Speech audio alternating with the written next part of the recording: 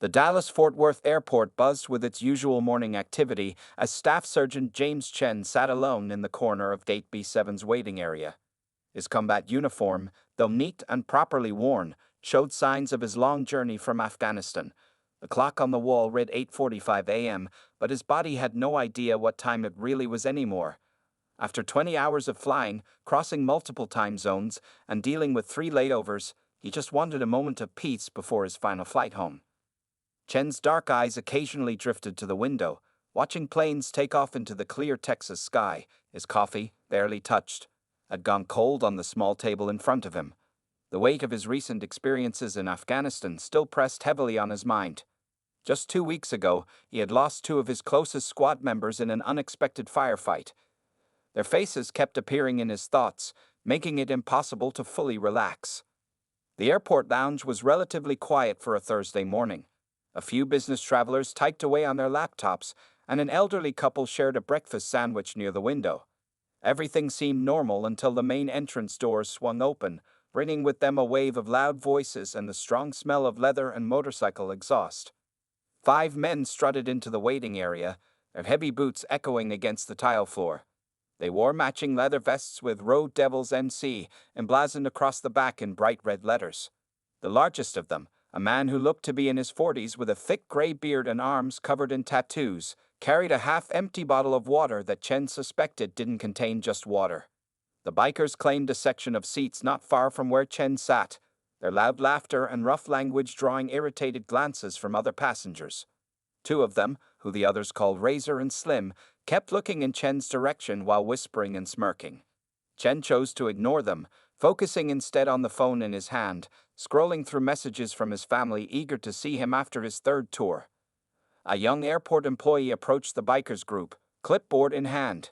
"Excuse me, gentlemen," she said nervously. "I need to speak with you about your flight arrangements." The conversation that followed was barely hushed, but Chen could hear enough to understand that the bikers had been denied boarding on their previous flight due to their behavior and apparent intoxication. This news didn't improve their already rowdy mood. The big guy with the beard, who seemed to be their leader, crushed his plastic bottle in frustration and threw it toward a trash can, missing completely. Instead of picking it up, he kicked it aside and dropped heavily into his seat, which groaned under his weight. Chen noticed how the other passengers began to move away from the area, parents quietly gathering their children and business travelers collecting their belongings to find different seats. The elderly couple by the window hurriedly finished their breakfast and left, leaving Chen as the closest person to the increasingly agitated group. The soldier remained still, his military training kicking in as he assessed the situation. From the corner of his eye, he could see the bikers getting more animated, their voices growing louder with each passing minute. Their comments started to take on a different tone, with words like military and government being thrown around with increasing hostility. What the bikers couldn't know was that Staff Sergeant Chen wasn't just any soldier returning home. As a Special Forces combat instructor specializing in close-quarters combat, he had spent the last 6 years training both American soldiers and local Afghan forces in defensive tactics. His calm exterior masked years of intense training and real-world experience in handling hostile situations.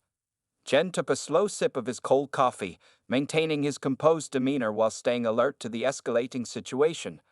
A young airport security officer walked past, giving Chen a respectful nod before glancing worriedly at the biker group. Chen returned the nod, silently hoping the next 2 hours until his connecting flight would pass without incident. But as the leader of the bikers stood up, swaying slightly as he made his way toward the coffee shop, Chen had a feeling that his morning was about to become much more complicated than he'd planned. The tension in the air was building, and years of combat experience had taught him to trust his instincts. Something was about to happen, and despite his exhaustion, he knew he needed to stay alert. Tank, the big bearded leader of the Road Devils, stumbled slightly as he made his way back from the coffee shop. His drink sloshed dangerously close to the rim of his cup as he walked. Behind him, Razor and Slim exchanged knowing looks and stood up, their boots scuffing against the airport's shiny floor. "Hey, soldier boy," Tank's voice boomed across the waiting area. Several passengers looked up from their phones and laptops, then quickly looked away. "What's the military doing these days besides wasting our tax money?" Chen remained silent, his eyes fixed on his phone screen. He dealt with much worse situations in Afghanistan, and a drunk biker wasn't going to break his calm. But Tank didn't like being ignored. He moved closer, positioning himself directly in front of Chen's small table. "I'm talking to you, boy," Tank growled, swaying slightly. The smell of alcohol mixed with coffee wafted through the air. "Don't they teach you manners in the army?" Razor and Slim had now flanked their leader, creating a wall of leather and attitude that blocked Chen's view of the gate. Other passengers began quietly gathering their belongings and moving away from the area. A mother hurriedly ushered her two young children toward another gate, throwing worried glances over her shoulder. Chen finally looked up, his face neutral but alert. "Can I help you gentlemen with something?" His voice was steady and professional, showing no sign of the exhaustion he felt from his long journey. Tank's face reddened at Chen's calm response.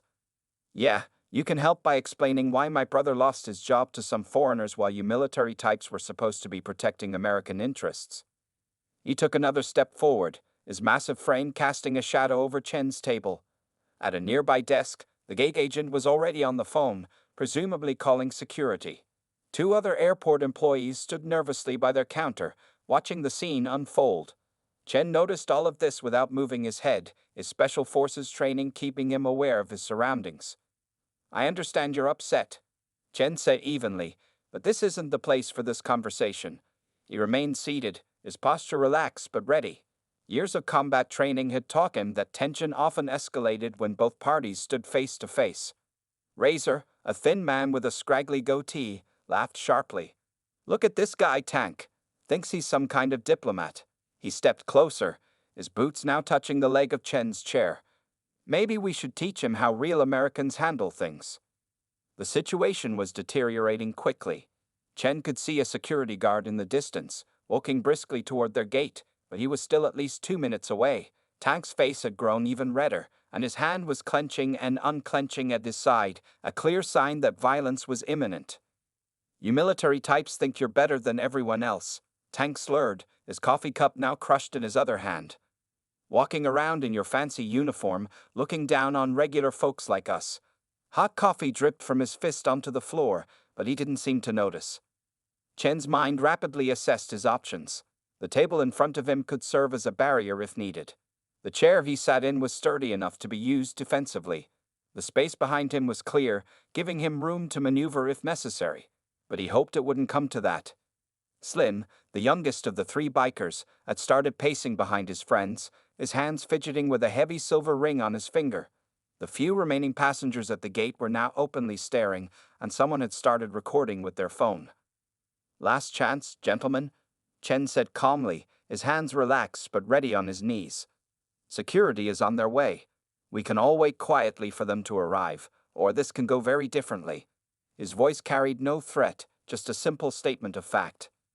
Tank's response was to slam his crushed coffee cup down on the table, sending lukewarm liquid splashing across Chen's phone and the edge of his uniform. "Oh yeah?" Tank growled, leaning down until his face was inches from Chen's. "And how exactly is this going to go, soldier boy?" Chen didn't move, but his muscles tensed imperceptibly. In Afghanistan, he'd learned that the moment before an attack was often strangely quiet. As he looked up into Tank's bloodshot eyes, he knew that quiet moment had arrived. Time seemed to slow down as coffee dripped from Chen's table to the airport floor. The smell of spilled coffee mixed with leather and tension filled the air. Tank's face was still inches from Chen's, his breath heavy with the morning's drinks. Behind him, Razor and Slim had stopped moving, like wolves ready. The two police officers approached carefully, their hands ready near their belts. Officer Sarah Martinez took the lead, her experienced eyes quickly scanning the scene. Behind her, Officer Tom Brooks moved to cut off any escape route for Razor and Slim, who were still backing away from Chen and Tank. "Military police," Chen called out clearly, maintaining his controlled hold on Tank. "Staff Sergeant Chen, just returned from Afghanistan. This man assaulted me, and his friends were about to join in." His voice remained professional and calm, the same tone he had used while training troops overseas. Officer Martinez nodded, recognizing the professional way Chen had controlled the situation. "We'll take it from here, Sergeant," she said, pulling out her handcuffs. The airport security guards moved to either side, creating a perimeter around the scene. As Martinez approached Tank, Chen smoothly transferred control to her, using a technique that kept Tank stable throughout the handoff. The big biker winced, but didn't resist as the officer secured the handcuffs around his wrists. His earlier bravado had disappeared, replaced by the sobering reality of his situation. Those two were with him, Chen said, gesturing toward Razor and Slim with a slight nod. Officer Brooks was already moving toward them, backed by the airport security guards. The two bikers raised their hands, their tough guy act completely forgotten. A small crowd had gathered at a safe distance, many still recording with their phones. A gate agent was explaining what she had seen to another police officer who had just arrived. The soldier was just sitting there, she said. These men started harassing him, and then the big one grabbed him. Tank, now properly handcuffed, tried to speak. This is ridiculous. We were just talking, and he attacked me. His voice was slurred, confirming what everyone could smell. He had been drinking. Sir, Officer Martinez said firmly, we have at least 20 witnesses and multiple videos showing exactly what happened. Please don't make this worse for yourself. She looked at one of the security guards. Call ahead to medical. I want his chin checked out. Chen stood calmly to the side, his posture relaxed but alert as he watched the officer's work. Years of military service had taught him that paperwork and statements would come next. A young airport employee brought him a fresh cup of coffee and some paper towels to clean up the spilled drink. Thank you, sir, the employee said quietly. My brother's in the Marines. Those guys have been causing trouble all morning. Chen gave him a polite nod, accepting the coffee with gratitude. Officer Brooks had finished securing Razor and Slim, who were now sitting on nearby chairs under the watch of airport security. They looked much smaller now, their earlier aggression replaced by worried glances at each other as they realized the seriousness of their situation. Sergeant Chen, Officer Martinez called, walking over with her notebook out. We'll need a statement from you. Can you walk me through what happened? She gestured to a quiet spot away from the crowd. As Chen began explaining the events, Tank was being checked by a medical responder who had arrived. The biker's chin was red, but not seriously injured, thanks to Chen's careful control of the takedown. Still, Tank would probably have a bruise to remember this day by. More officers had arrived, and they began dispersing the crowd and taking statements from witnesses. The gate agent provided security camera footage to an investigator, while several passengers eagerly shared their phone videos. I've got to admit, Officer Martinez said as she took Chen's statement, that was some impressive work. Where did you learn those control techniques? She was genuinely curious, recognizing the professional level of skill he had displayed. Chen allowed himself a small smile. I've spent the last 6 years training others in close quarters combat. The goal is always to control the situation with minimal force. He paused, watching as Tank was helped to his feet. These holds work on Taliban fighters, so they work pretty well on drunk bikers too. The officer nodded appreciatively, finishing her notes. In the background, an airport administrator was apologizing to other passengers for the disturbance and arranging for those who had missed connections due to the incident to be rebooked. Will you press charges, Sergeant? Martinez asked, her pen ready. Chen looked over at the three bikers, now all seated and subdued, their earlier arrogance completely deflated. The morning sun streamed through the airport windows, reminding Chen that he still had his own flight to catch. After 20 years in the military, he knew that sometimes the best lessons came from facing the consequences of poor choices. Yes, I'll press charges, Chen said after a moment's consideration. Not for myself, but to make sure they think twice before harassing another service member. His eyes met Officer Martinez's, and she nodded in understanding. The airport's security office had been converted into a temporary processing center. Tank sat in a chair near the door, holding an ice pack to his chin, while Razor and Slim occupied chairs against the opposite wall. Their leather vests, which had seemed so intimidating earlier, now looked out of place under the bright office lights. A detective named Williams had arrived and was reviewing the security footage on a computer screen. The video clearly showed Tank grabbing Chen's uniform, followed by the soldier's smooth defensive moves. Several of the passengers' phone videos had already made their way to the police as evidence. Blood alcohol test results are back, Officer Brooks announced, walking in with a paper in his hand. All three are over the legal limit, at 9 in the morning. He shook his head disapprovingly. Tank stared at the floor, avoiding everyone's eyes. The airport's chief of security, Mr. Thompson, entered the office with a serious expression. "Gentlemen," he addressed the bikers, "in addition to the assault charges, you're all being banned from this airport for 1 year. We have zero tolerance for this kind of behavior." Slim, the youngest of the three, suddenly spoke up. "What about our bikes? They're parked at the short-term lot." His voice was quiet, very different from his aggressive tone earlier. "You'll need to arrange for someone to pick them up," Martinez explained. "None of you are in any condition to operate a vehicle, and you're all under arrest."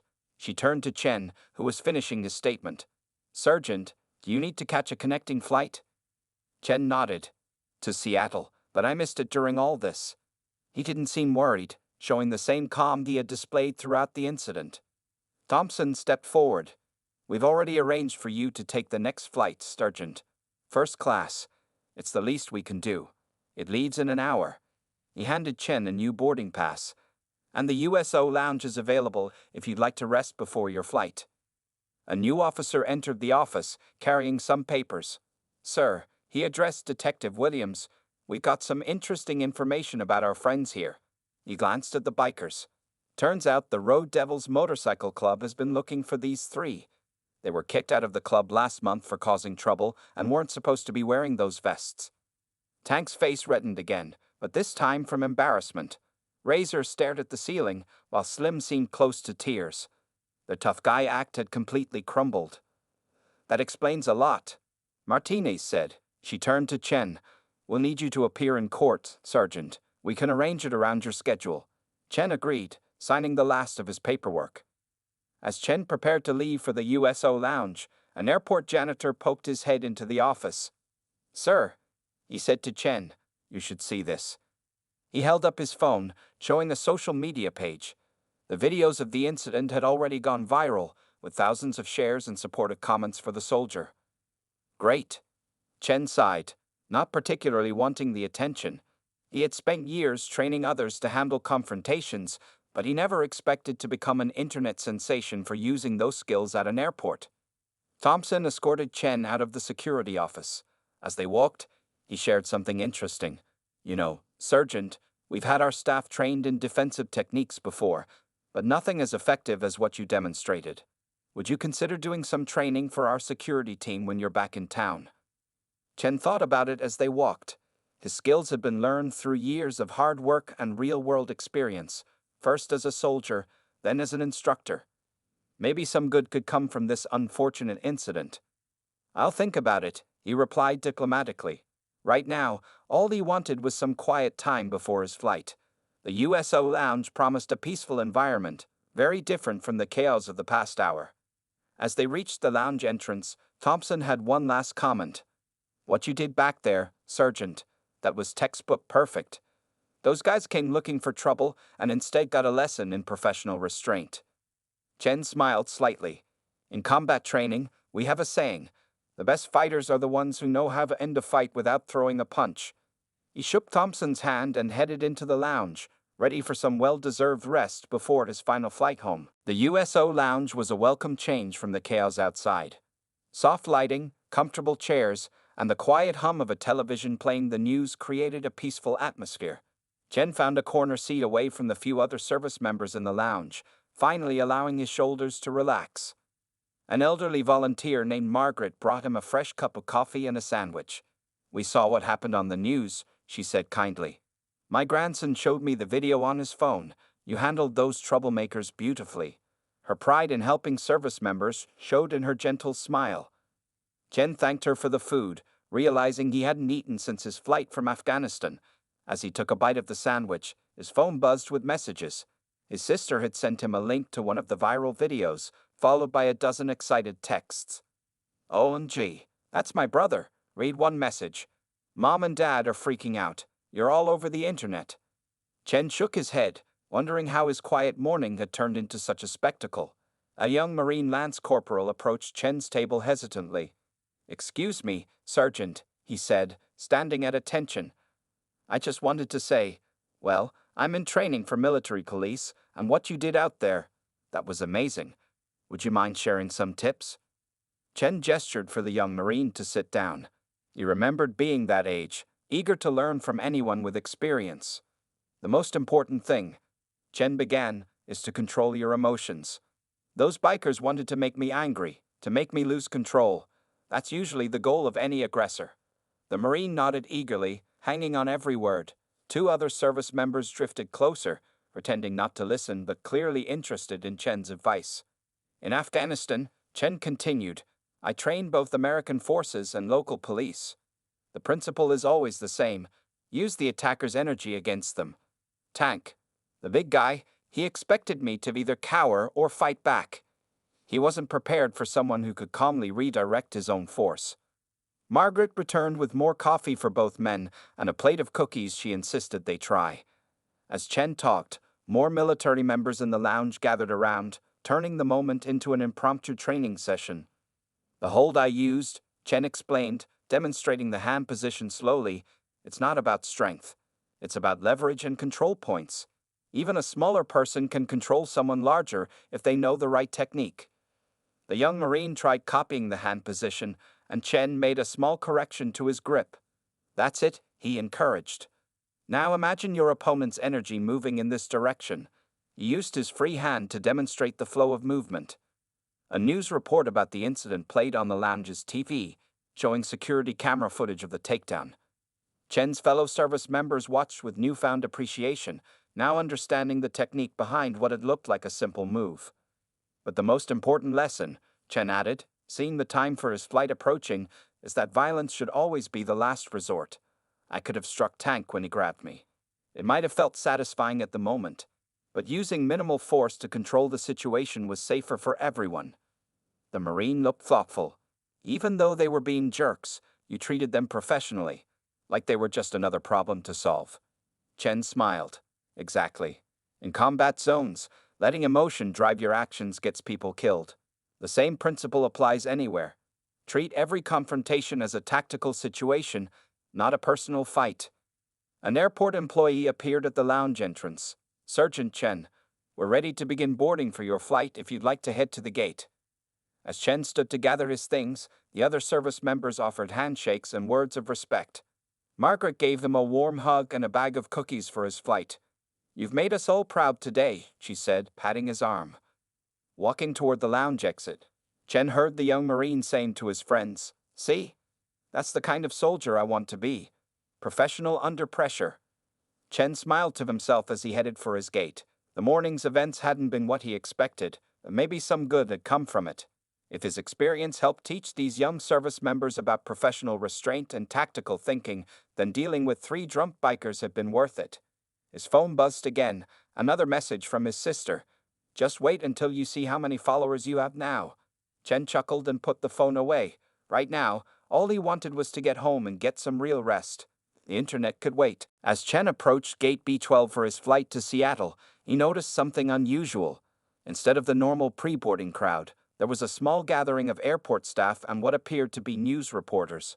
A woman in a crisp business suit, wearing an airport management badge, stood waiting near the gate desk. Sergeant Chen, she called out, walking toward him with an extended hand. I'm Linda Carter, Airport Operations Director. Before you board, we'd like to properly thank you for how you handled this morning's situation. Her professional smile seemed genuine. Chen shifted his carry-on bag uncomfortably. He hadn't expected any special attention. That's really not necessary, ma'am. I was just doing what I was trained to do. 2 local news reporters moved closer, the cameraman following behind. One of them, a young woman with a microphone, spoke up. Sergeant, could we get a quick statement about what happened? The video has gone viral, and people want to know more about the soldier who took down 3 bikers without throwing a single punch. Before Chen could respond, Linda stepped in smoothly. Sergeant Chen has a flight to catch, but we can give you 5 minutes. She turned to Chen. Only if you're comfortable with it, of course. Your flight doesn't board for another 20 minutes. Chen thought about what his commanding officer always said, sometimes the best way to serve is to share what you've learned. He nodded. Okay, but let's keep it brief. The reporters positioned themselves, and the cameras started rolling. The first reporter asked, Sergeant Chen, what was going through your mind when those men approached you? Honestly, Chen replied, keeping his voice steady, I was thinking about all the young soldiers I trained. We teach them that true strength isn't about fighting, it's about controlling situations with minimal force. Those men didn't need to be hurt. They just needed to be stopped. The second reporter, an older man with gray hair, asked, "Your takedown technique has martial arts instructors on social media calling it textbook perfect. Where did you learn that?" Chen smiled slightly. "In Afghanistan, I spent 6 years training both American troops and local forces in close quarters combat. When you teach something every day, it becomes natural, like tying your shoes or riding a bike." A small crowd of passengers had gathered to listen, many recording with their phones. Among them, Chen noticed several young children watching with wide eyes, probably having seen the viral video. "The video shows you staying incredibly calm throughout the incident," the female reporter continued. "How did you maintain such composure?" "Military training teaches us that panic is contagious, but so is calm," Chen explained. Those men were already agitated. Adding more anger to the situation wouldn't have helped anyone. Linda checked her watch and stepped forward. "Last question, please. We need to start boarding soon." The male reporter raised his hand. "There's been some discussion online about police training using your video as an example of proper restraint techniques. What do you think about that?" Chen thought carefully before answering. "If something positive comes from this incident, that would be good. The technique I used isn't complicated. It's the mindset that matters. Protect yourself and others while using only the force necessary. No more, no less." Linda thanked the reporters and gestured for the gate agents to begin the boarding process. As the cameras were packed away, a young boy, maybe 8 years old, approached Chen with his mother. "Excuse me, sir," the boy said shyly. "Can I shake your hand? I want to be a soldier like you when I grow up." Chen knelt down to the boy's level. "What's your name?" "Tommy," the boy replied. "Well, Tommy," Chen said, shaking his small hand, "being a soldier isn't about being tough or winning fights. It's about protecting people and doing what's right, even when it's difficult. Remember that." Tommy nodded seriously, his eyes bright with admiration. His mother mouthed a silent thank you as they walked away. The gate agent called for first-class boarding, and Linda personally escorted Chen to the gate. "You know," she said quietly, "in all my years running this airport, I've never seen someone handle a situation so perfectly. Those men came looking for a fight, but you gave them a lesson instead." Chen smiled politely and showed his boarding pass. As he walked down the jet bridge, he could hear the regular boarding announcement beginning behind him. All he wanted now was to get home, but he had to admit, if his experience helped others learn about proper restraint and professional conduct, then maybe all the attention was worth it. As Chen settled into his first-class seat, the flight attendant, Sarah, immediately recognized him. "You're the soldier from this morning's incident," she said quietly, helping him store his bag. "My colleague at Gate B7 told us what happened. Would you like something to drink before takeoff?"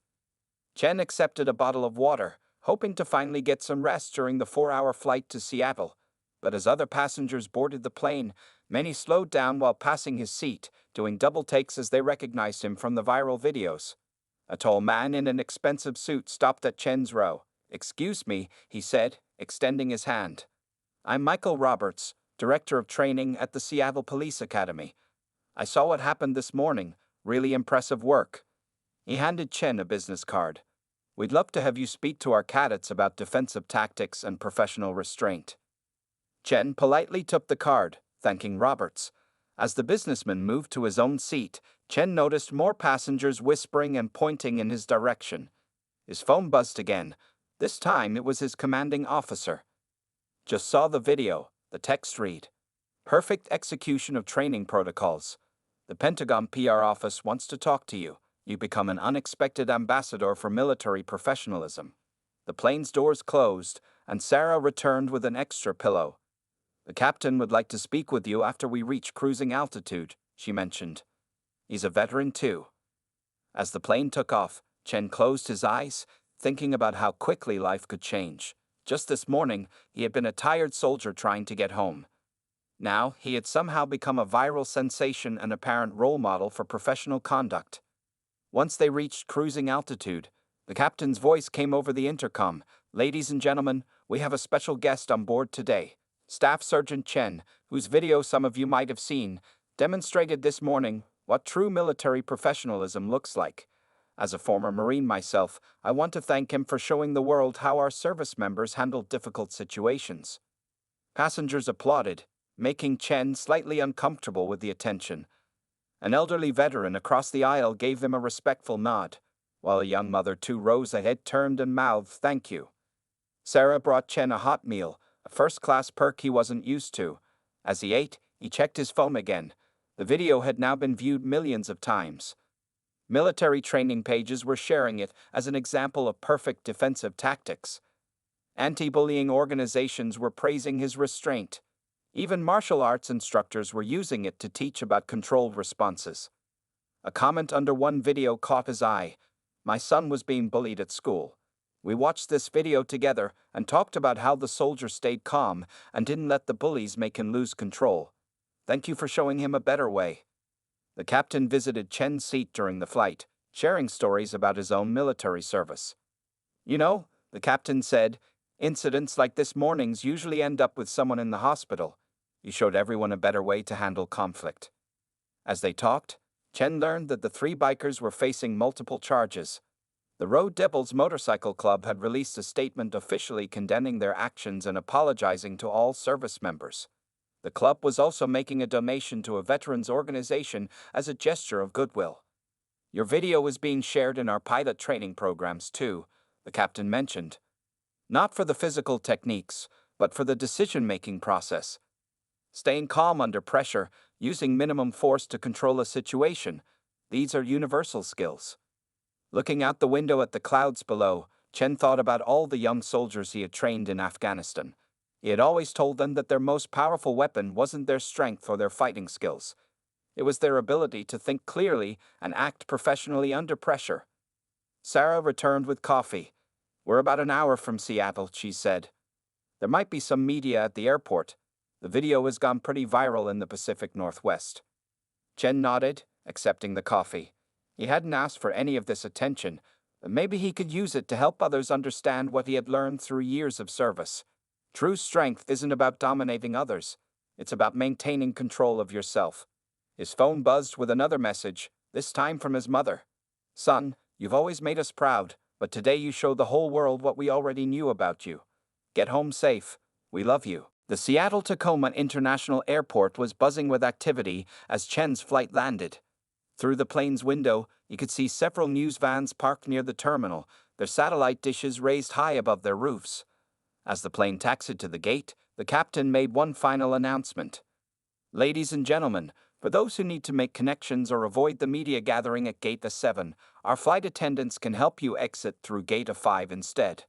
Also, a special thanks again to Staff Sergeant Chen for representing our military with such distinction today.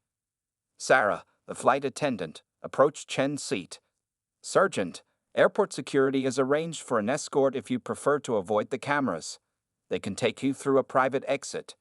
Chen considered the offer. After nearly 24 hours of travel and the morning's excitement, a quiet exit sounded appealing.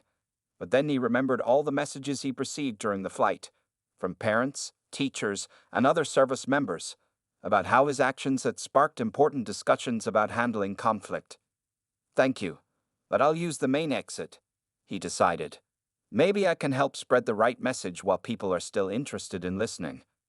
As passengers prepared to leave the plane, many stopped to shake Chen's hand or thank him. A teacher from Montana told him she planned to use his video in her conflict resolution class. An off-duty police officer praised his technique and restraint. When Chen finally stepped into the terminal, camera flashes greeted him. A small crowd had gathered, including local news teams, military veterans, and curious travelers. Airport security officers created a path through the crowd, led by a tall woman in a police uniform. Sergeant Chen, she said, extending her hand. I'm Captain Lisa Reynolds, Seattle Police Department. Thank you for making my job easier today. Every police academy in the state is already using your video to teach proper restraint techniques. As they walked through the terminal, Chen noticed something unexpected. Mixed in with the media and onlookers were several people wearing motorcycle vests. But unlike the troublemakers from that morning, these bikers stood respectfully, many of them wearing veteran patches on their jackets. One of them, a gray-haired man with a Marine Corps patch, stepped forward. "Sergeant, I'm Jim Harrison, president of the Veterans Motorcycle Alliance of Washington. We wanted to be here to show that real bikers respect our service members. Those three clowns this morning don't represent us." Chen shook Harrison's hand, noticing the combat ribbons pinned to his vest. The old Marine smiled. "We've arranged a proper motorcycle escort to take you home, if you'd accept the honor. 20 bikes, all veteran riders." Before Chen could respond, a small commotion broke out near the baggage claim. A group of young boys in martial arts uniforms had arrived with their instructor, hoping to meet Chen. Their teacher, a Korean man in his 60s, bowed respectfully. "Sergeant," the instructor said, "I am Master Park. My students watched your video in class today.